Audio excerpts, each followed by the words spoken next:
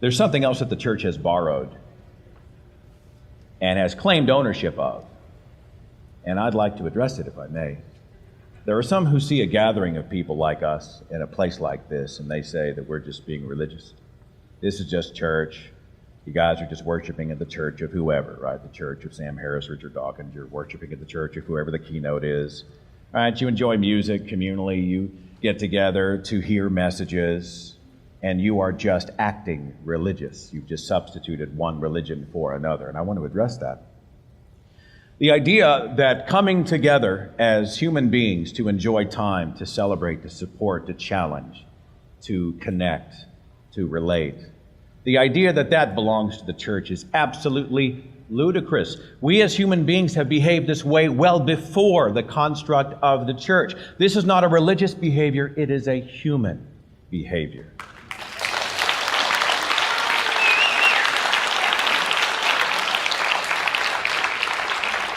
Why wouldn't we get together?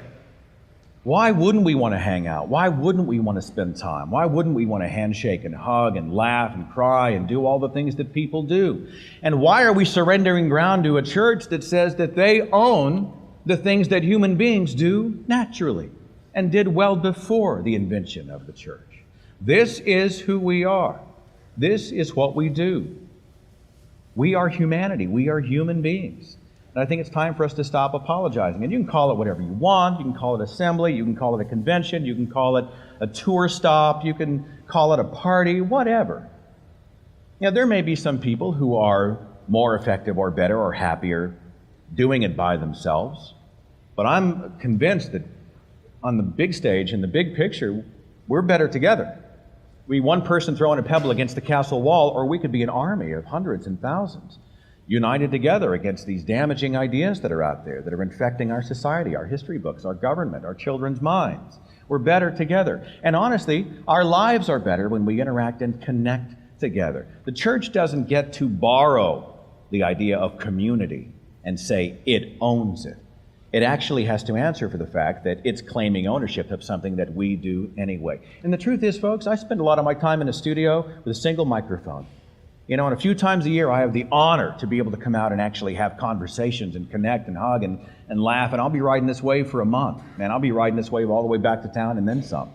Because if you'll take the romantic connotation out of it, you complete me.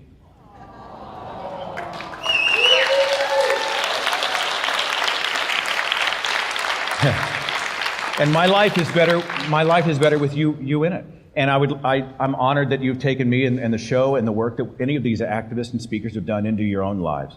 Celebrate what we have together. Celebrate the life we have and share this life together without apology. Because that's what humanists are, that's what humanists do, and we'll continue to do it until the day we die. Thank you so very, very much, everybody. Thank you.